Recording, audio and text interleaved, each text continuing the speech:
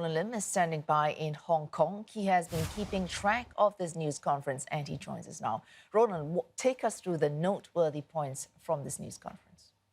Right. As you were saying earlier, really the focus has been by the State Council Interagency Task Force, which comprises of 6 ministries and various commissions, was about the updating on the daily necessities needed by Wuhan, the city in Hubei province that is the epicenter of the virus outbreak.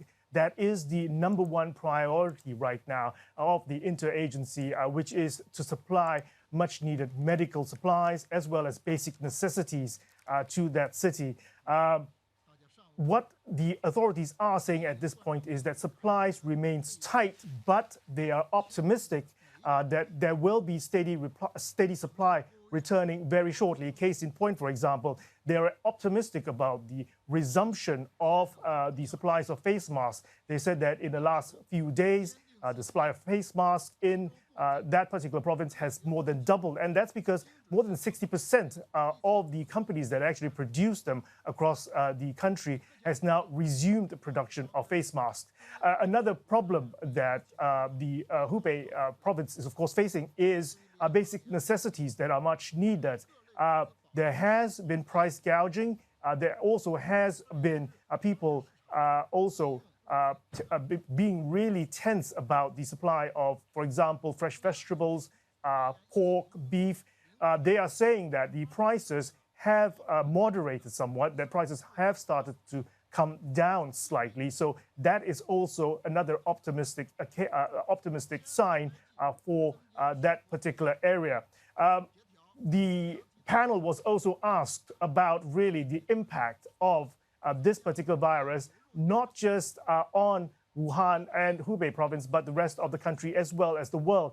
They did acknowledge that, for example, tourism, entertainment will take a big blow in the country, but the economic ministry says that that impact will only be temporary at this stage. There is also recognition that because 90% of the countries in China that are export-driven have yet to restart production, that means that the global supply chains around the world could be affected as well. So right now, what they're saying is that they are also concerned about the transport nodes because we are at the end of the Spring Festival in China, which means that there will be hundreds of thousands of people returning back to work.